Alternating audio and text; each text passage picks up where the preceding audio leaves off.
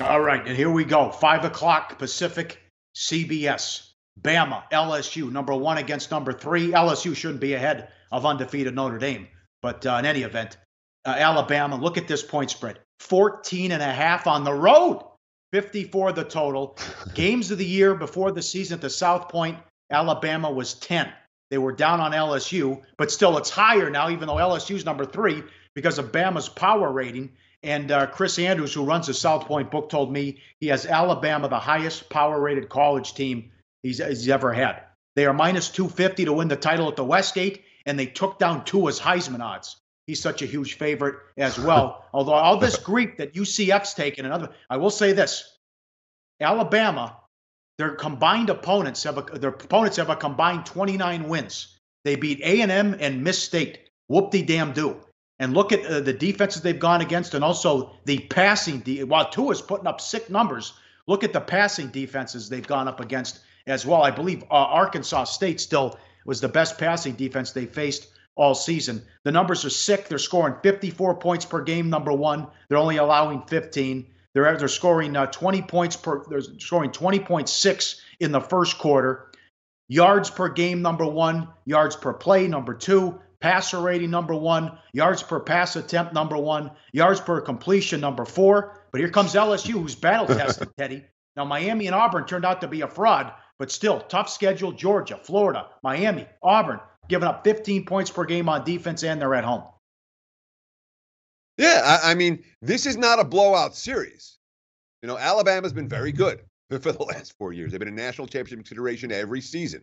The last 4 meetings have all been decided by 14 points or less, 2 by a touchdown, and then 2, I think 1 by 10 and 1 was 14. But the bottom line is, when you're talking about 14.5, that's a lot of points in a series that has been very competitive. Excuse me.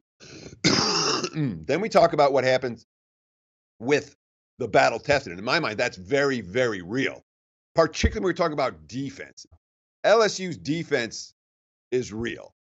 And, well, you know, you see the quotes out of Ed Orgeron going into this game. You know, this is a number 7 defense nationally in scoring. They're only giving up 15 points a game. The one time they faced a truly elite offense, Ole Miss, they shut them down. You know, 38 points a game. They scored 16 against LSU. You know, Tua hasn't thrown a pick yet this season. LSU, well, they lead the country with 14 interceptions. And, you know, three times this year, LSU's made an interception with their opponent's first 3 plays against Auburn, Ole Miss, and Mississippi State. You know, strong safety, Grant Delpit. Quote, Tagovailoa is a great quarterback, but he's about to play us, so we might make a little mistake. And we're seeing a lot of that confidence coming from that LSU defense. The quotes coming out of the LSU locker room is, we think we can contain this offense. They think they can do it by only rushing 3 or 4 guys and getting pressure with their front 4. They do that, they're live to make some noise in this ball game, Pauly. They really are. Although stepping in front of Alabama, never an easy thing to do. They are the best team in the country, and I believe in the power ratings that say Alabama's the best college football team of the last decade. The USC team, you know, that lost to Texas, they were pretty good too. But those are certainly the 2 best college football teams that I remember in my 20 years here in Las Vegas. Oh, come on. Where's Miami? Their running backs were Gore, Portis, and McGahee. I think their tight ends were Shockey and was it Olsen or Winslow? It was ridiculous. They had all those first-round picks on the defense and the offense. A couple other things. White is suspended for the first half for targeting, so that's a big blow to LSU. Pat 40 Hour Sports made a great point. Alabama gets the ball, they score in like a minute. So if you win the toss, you have to take the ball if you're LSU, and with White being suspended. And Nick Bogdanovich at William Hill says they are going to, no matter what, they bet it blind.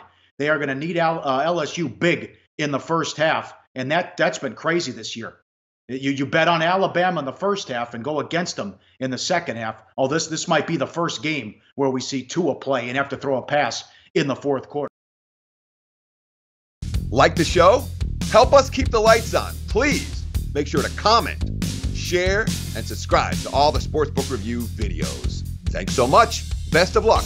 Enjoy the game.